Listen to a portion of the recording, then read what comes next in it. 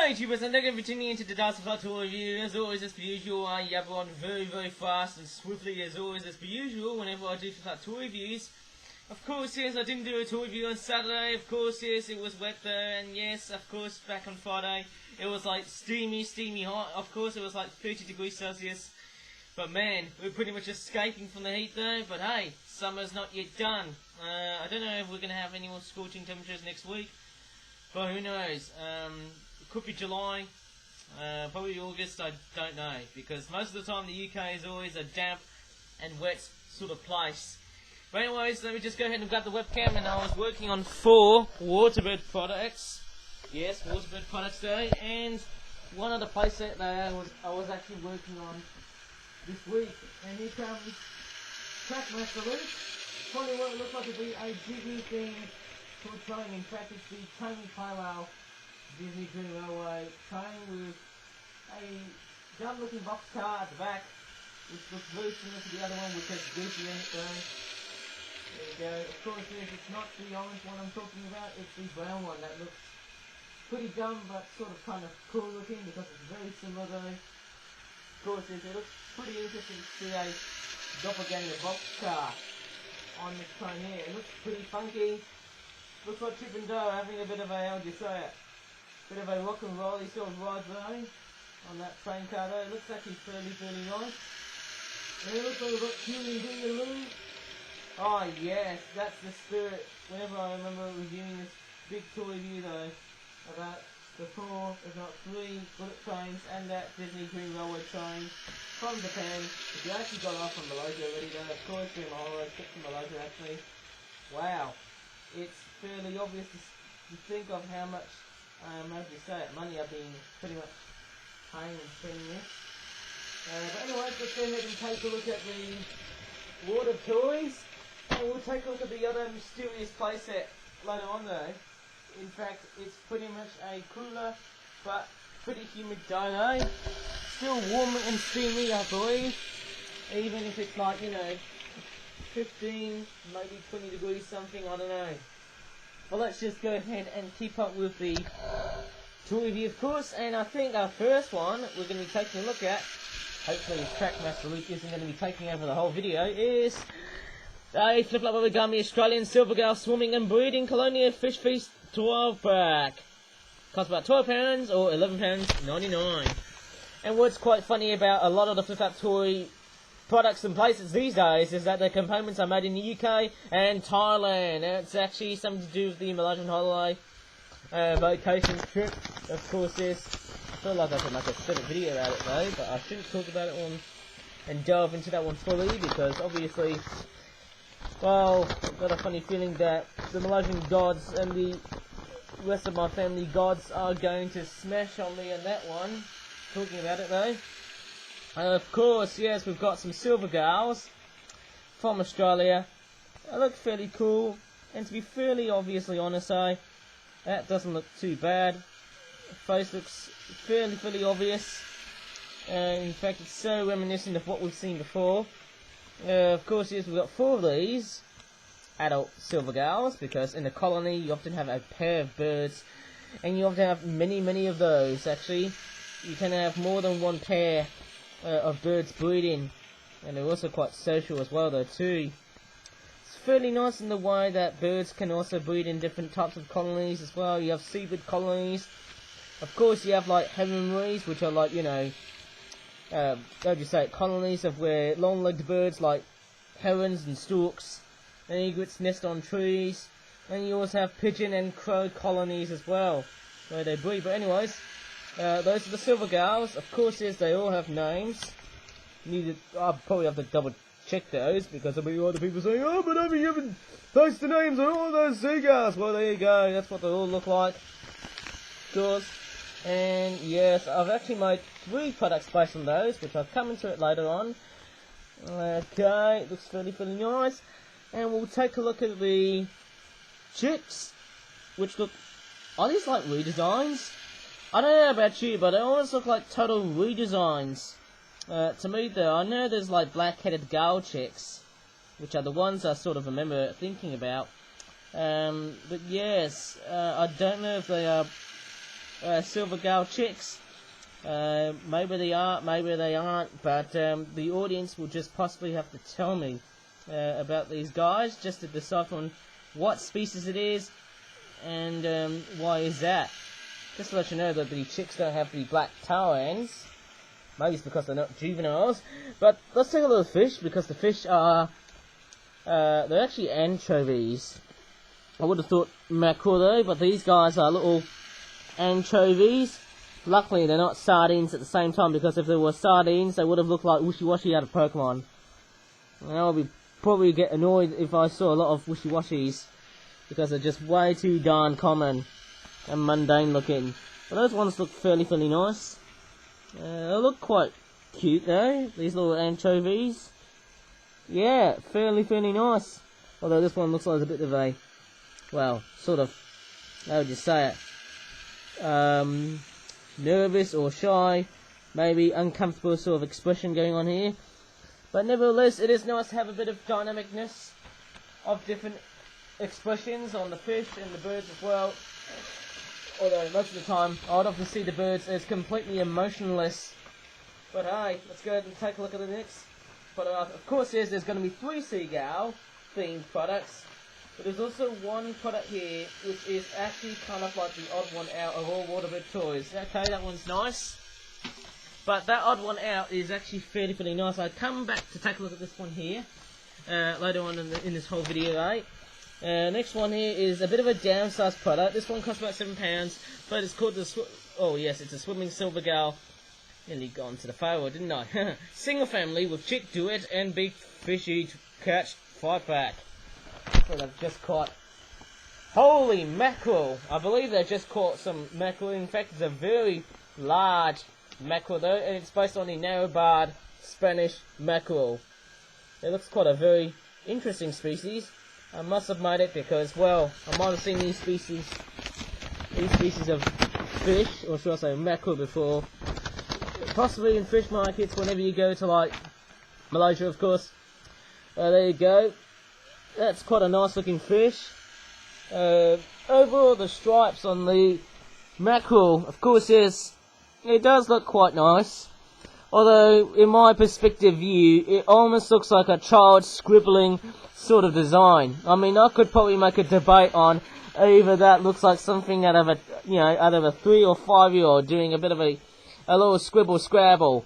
I don't know, but there you go. Looks like, yeah. Look at that melancholy expression of that fish.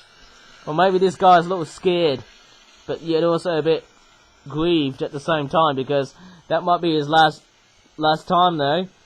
That might be death approaching, because of course, yes, we've got the same seagulls. Yes, they've got the names, of course. We've seen these before. And the little chicks as well. Of course, yes, the chicks have got little pink feet as well. I should have just pinpointed on the other first product I've actually had a look at though, hey? It's actually quite funny. Looking at those bird figures, it reminds me of these toys back in 2019. A long time ago though, it was one of the first full years when I did toy reviews on my YouTube channel. And there you go, there's the mackerel fins. I love the double fin design on the mackerel. It gives it a bit more dynamicness and also a bit of realism as well. Also the tail as well. Wow, look at that tail looks pretty darn cool though. Crockies, I could probably think that apart from the scribbliness, which sort of annoys me though, because it almost looks like something out of a 3-year-old drawing though. But nevertheless, it's meant to represent the scales of a mackerel. Of course, yes, I do know that there is a cloud type called cirrocumulus, which is like a mixture between a cirrus and a cumulus cloud, and they're called mackerel skies because of this whole patterning that looks like something that you would find on the back of this fish. But hey, holy mackerel. In fact, speaking of mackerel, we've even got more fish involved, but also at the same time, the fishies are mackerels. And we've also got some crabby activity going on here, because we've also got some crabs. And I've got a funny feeling I should do a 12-pack of silver gulls, but in different variations actually. How about that? That's a bit of a very darefull challenge. Next up is this product here. Flipped up Origami, Australian silver gull and kelp gull mixed swimming flock and feeding frenzy of a mixed dual pro 12-pack. £13.99 or £14. That's pretty much more expensive than the Silvergirl Family 5-pack and 12-pack. Although, there is one cheaper set I could actually have a look at though, hey? There's the back of the packaging, which looks like that. Oh yes, I love that perspective view of having the sea, and also the sky with having the seagulls flying, of course. Quite funny, even though it's not a floating birds product, we've got some flying seagulls. Probably makes sense though, because obviously, not only that seagulls can fly, but they can also swim. Of course, yes, we've got some kind of mackerel though. Different species of mackerel though, obviously. I've also got some crabs. Obviously, let's go ahead and take a look inside the packaging now. Also, the envelopes are actually a bit different as well. Because normally the ones I tend to unpack are the ones from Q Connect, but this one isn't. Maybe it's that chicken product that I did before, which didn't have the Q Connect logo on it though, eh? But anyways, here are all the assets that came out from that product. Okay, so yes, let's take a look at the kelp gals first. They look quite large. Yes, I know, these guys look fairly cool. Yes, looks like some kind of very weird aesthetic writing though. But, looks fairly nice. I mean, it would have been better off, nice if these guys had licensing info, but I feel like this is just bone lazy, eh? But nevertheless, apart from my, how would you say it, criticism of describing what toys should or shouldn't implement though, they still look fairly nice. Next up, we're going to take a look at these silver gals. Fairly mundane, these guys. I don't know about you, but don't you think making seagull toys or seagull themed toys is possibly the most obsolete idea? Well, for me it's not though. There's no name on that one though, which is a bit of a bummer. So what I might do, I know these two, I think the other two have names. But what I might do with this one here is I'm actually going to come in and edit with a pencil. So let me just go ahead and implement the name Silver Girl in this bird, because obviously I was being bone lazy. Not only that, but I was also rushing out for another product that I was also about to make. I would just say on Saturday. But nevertheless, it looks quite cool. I mean, as boring as it sounds, why am I making lots and lots of seagull themed products? Maybe it's because we're literally in freaking summertime. As always, as per usual, I've also got some fish. Believe it or not, these guys are probably based on Australian, is that mackerel? I think it's like the Australian spotted mackerel. Quite a nice species, and it's quite funny. I thought mackerels often tend to have yellow eyes, but these ones have got like orange eyes. Sorry, I need to probably blow my nose at the moment though, because I can feel like that my nose is starting to feel like it's getting bugged by the air I'm having at the moment though. Maybe it's the pollen. It might be tree pollen there outside though, because there's lots and lots of fertile plants outside there at the moment though. I need to blow my nose for a while though, eh? Because this is just getting way too tough. Oh man. Oh crikeys! But I really have to continue on, because let's stop being crabby. Let's go ahead and take a look at the crabs. Okay, the crabs, of course, yes, they all come in different colours. Well, apart from the fact that people would probably think they don't look quite different, they all look quite similar. Well, this one here is like a yellow / darkish greenish, sort of yucky green crab with, I don't know, they look like reddish purplish sort of legs. This one here, same detailing on the ventral view. I think that's the ventral view of this critter. Yes, it's got like yellow, but there's also like darkish black and grey. And of course they do have black legs. And I need to look at these crabs again, because I don't know if they have eyes. Well, of course these crabs have eyes. And this one here, I mean, the audience will have to probably tell me though, that's a fairly nice looking crab. It's got like darkish grey. It's also got like a mixture of brown as well, implemented onto the toy. You know, detailing on toys. Yes, it's not really that bad though. Of course, it's got a bit of an eye sort of detailing there on the front. But hey, these guys look fairly nice, and I need to blow my nose again because I feel like there's pollen right over me. Oh, crikeys. Why does this have to be this cringy?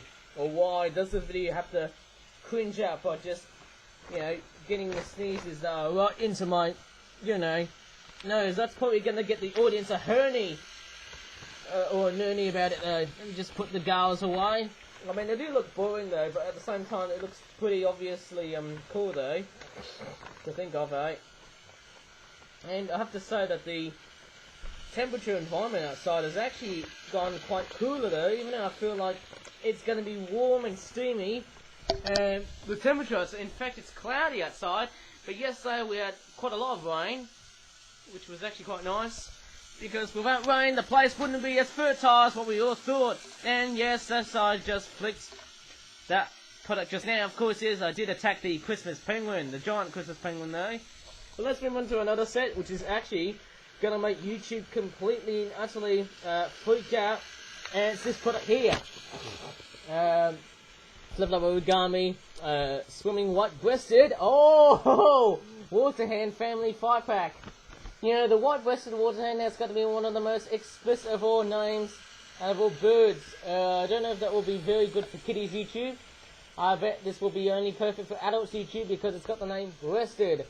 There we go, it costs about £5. It almost looks like dark stone, but there's the back of the packaging, which looks like that. And of course, yes, I actually made this product though as an honorary, how would you say it? Theme sort of product though. During my trip to Malaysia, I actually came across these birds when I was in holiday last month though. When I was doing the last, actually the I think I can't remember which week it was though. Right? I think it was the second full week of May 2022. I think. Well, or was it the third? Because I was doing wetland themed ideas. Of course, it comes with a little chick though, and yes, the components are made in the UK and Thailand, as obvious as it sounds. Maybe the chicks are made in the UK, but the adult birds are made in Thailand. Let's go ahead and take a look at what these guys are about. Yes, the white-breasted waterhen. It's actually quite a very strange looking water bird. Now, so they actually they are actually more closely related to coots and moorhens. And they're also water rails as well. But yes, let's take a look at the white-breasted waterhen. Oops, sorry if I said the word breasted, I would be demonetized. There you go, it's got red eyes. Because, probably the explicit name of breasted probably explains why they look so evil. I don't know why, but there you go, there's a bit of a red and yellow sort of beak colour combination now. Maybe the seagulls have got like, whenever I think of seagull beaks though, they often have like red dots at the front though, as an easy target for the chicks to be well fed. But there you go. This is actually quite a nice looking white-breasted waterhen bird. Oops, sorry, I don't know why I'm saying that word again. There you go, it looks fairly nice. There's a bit of a mouth detailing action going on here as well. And also the beak as well. I mean, look at that beak. This bird, I mean, the way it swims though, and also the beak, is just phenomenal. I love the actual design on this bird. Obviously, being one of the more common of all water birds in Southeast Asia, the white-breasted waterhen, is overall one of the most beautiful and one of the most glorious water birds that I've ever seen in my life. And yes, as it is thrivable and very common in Southeast Asia, it's not only found in wetlands, it's also found in urban areas, which is the best thing about these birds. There you go, there's another white-breasted waterhen with the same mouth detailing, of course, on the beak. And yes, these birds have character, and that's very nice to see. There you go, there's the wing detailing of this beautiful white-breasted waterhen. I feel like I need to do more products about the white-breasted waterhen, because I think I've seen it quite a few times this year though, when I went to Malaysia this year. And mind you, these birds look fairly nice. I would have thought these birds would have like a black sort of colorization. While looking like penguins though, going by that colorization though, they're actually not. Overall though, as I said before, they are related to moorhens and coots and other birds of the Barrow family. And I mean, look at the back detailing though. Look at this beautiful cinnamon flank detailing though on the back of where the belly and the tail is. And there's the other side here as well. And if I grab the other bird, look at that. This is just fairly nice. Yes, the white-breasted waterhen. Sorry if I'm sounding quite explicit here, because the word breast may trigger some people. But nevertheless, it is quite a nice looking design bird. But nevertheless, even if the bird has got an explicit name, I digress. It's still quite a nice looking wood bird. It's also one of the newest species of birds that I've actually made, and mind you, I'm feeling proud about it though. Although one gripe about this species is that it doesn't really thrive in large flocks, so although they can be quite territorial birds. I do believe that these guys breed from around June to October. But let's take a look at these chicks. They look very crow-like in appearance though. But yes, despite their crow dark-like appearance though, I can see the eyes, I can see the beak, and I can also see the tail as well. There's the other side as well. Yep, very, very reminiscent of all the other birds in the Barrow family. Of course, the heads are quite large. Obviously, whenever you make something cute and cuddly, obviously you need to have like a bigger head with a small body, and also very rotund looking cute eyes. Looks fairly nice. I mean, a lot of the birds in the Barrow family though often have a lot of chicks which are dark in colour. Like I did with the slaty-breasted rail. Or maybe both the slaty-breasted rail and the white-breasted waterhen are two of the rail species that should be demonetized because they have the word breasted on them. But anyways, let's just go ahead and flick this amazing product, because the white-breasted waterhen 5-pack product is now being possessed by the Christmas penguin, which is literally holding it right to where its arm is, and mind you, that actually is quite hilarious.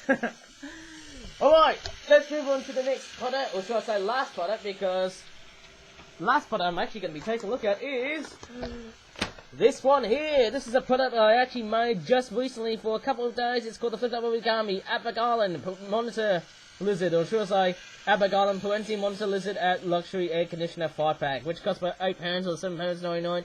And yes, it is pretty much set in the island of Barrow, which is actually in Western Australia. Not the one in Barrow and Furness I'm talking about, but the one in Western Australia, Barrow Island.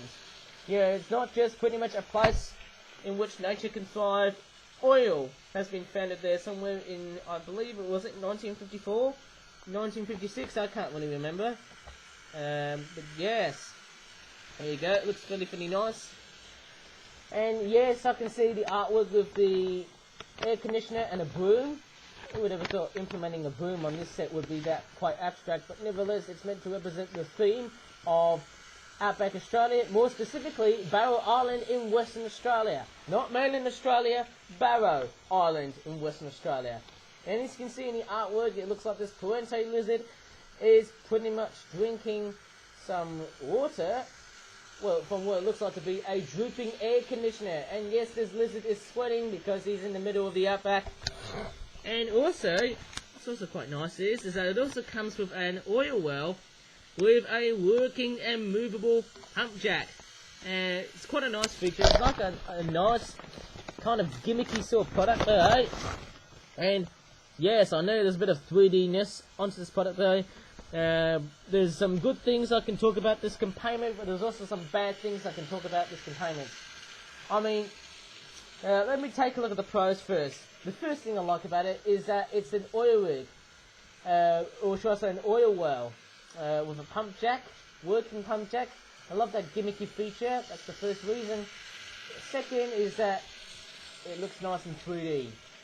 But let's go to the cons, because that's what a toy review is very important to think of. Okay, so, what I don't like about this containment is that there's not much going on in the way of paint though. I mean, the paint is just not very crisp. It almost looks like something out of a bootleg knockoff toy.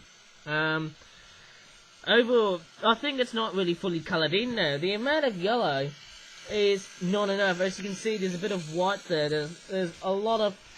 I can see some white inhibiting inside, but I don't see that as a problem. But the problem for me is that if you want to make toys which have very, you know, vibrant and bulging sort of colours that make you want to, you know, sort of enjoy the product a lot more, then it would have been better off if the component would have got, you know, a lot much more effort to add a lot more yellow instead of just, you know, using felt tip, or maybe like, I don't know, maybe you can use paint though, or of course yes, you could even use like a very brand new felt tip marker pen or anything else. But I just think this is just, it's just nowhere near the refinement, because all I can see is like there's not much in the way of yellow. It should have been bright yellow, okay? It would have been so much better if it was bright yellow. The other con is that, how is this an oil well? Okay, so normally I tend to see oil wells with, not in this design, but in a much more traditional way. Like, you know, you have to have like, you know, sort of like a parallel line of, you know, of strips of concrete, or I don't know how they actually make oil wells, because I'm not really the sort of person who's into oil industries and stuff like that, alright, but this is not how I see it as an oil well. I mean, the pump jack is, but I don't often see this little, you know, yellow fence thing as an oil, you know, well thing. I mean, it just doesn't really sort of remind me of an oil well, apart from the pump jack at the front, which is a nice sign. I mean, to me, I just don't see that as like a realistic looking oil well, in a sense that, you know, it would have been better off if the pump jack was at the top, and it would have been so much better though if it was like, you know, a very different but realistic sort of obvious design. Okay, but maybe you can have your own say in this, but maybe I'm being a bit harsh though, but you could probably say otherwise. We've also got a broom in this set, which is of course another great tick. It's a good thing to have a little accessory like that, because it pretty much sets up the whole environment. And you've also got a buildable air conditioner, which I wouldn't say is that bland, but with that being said, there's not much detail going on in this air conditioner, especially on the rear of this box. I mean, you can store stuff inside though, but it sort of represents an air conditioner. Okay, so it looks pretty nice to keep your lizard cool during hot and humid days, especially in the outback. Of course, yes, I can put the broom next to it as well. I mean, am I being abstract though? I don't know. And we've also got a Perentie monitor lizard as well. So let me take a look at the lizard, of course. It actually reminds me of those flipped-up dinosaur toys I did before, back in 2021 and 2020. Strangely enough, that didn't occur in 2022. I don't know why. Maybe it's probably because of flipped-up's interest lost when the Jurassic World Dominion film was released though. But anyways, let's go ahead and take a look at the other side as well. It's a nice looking lizard. And the Perentie is of course one of the world's largest lizards, but more specifically Australia's largest lizard. In fact, the largest lizard in the world will probably be the Komodo dragon, obviously, for number one. But this guy here, he looks so cool, he looks so menacing, he does look pretty evil looking as well, going by the face and design. Would have preferred if the eye was a little bit further away, yeah, because it would have been more realistic though like that, but sadly, toys aren't always like that. But nevertheless, it is quite a nice looking lizard, in terms of the way it's been designed. Looks fairly nice, eh? Oh yes, there's a nasty chompy jaw action, eh? Nom nom nom nom nom. Right, of course, yes, apart from the chompy jaw action though, I love the dynamicness into it though. I love the tail. It's like it's whipping around with its tail, of course. I don't know about you, but this is actually quite a fairly nice looking lizard though. In fact, Perenti's, yes, I gotta like these guys. Yes, these guys really settle well, especially in Barrow, in which the male predators have no chance at killing those guys like that. But hey, maybe it's not one of the best sets though. Maybe it could be one of the greatest sets of all time, if you like it though, eh? Maybe it could be probably the worst sets that you probably find though. But hey, maybe you have your own 5 cents about this though, eh? But I don't know. Maybe this set is a little too bland though. But please tell me about this set, and what you like about this set, and what you dislike about this set. Because obviously it's fairly nice to know that Toy Views, as a classic example, need to have a good balance. And what we all know about toy reviews is that they often tend to have both the good and the bad.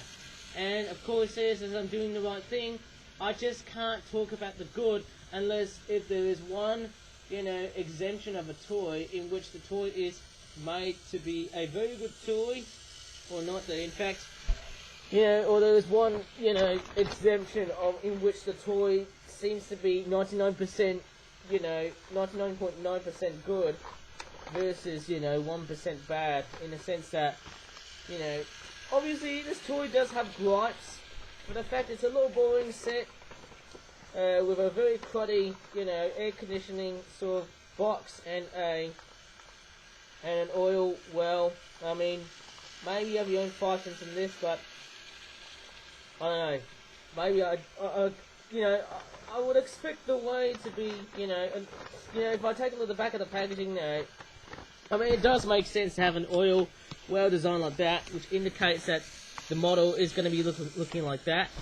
But I just don't think that looks right, because obviously it just shouts out to me that this is too abstract. It doesn't shout out to me realism, because that doesn't shout out to me realism. An oil well needs to be a little bit more like, the ones that you see in Texas, I believe.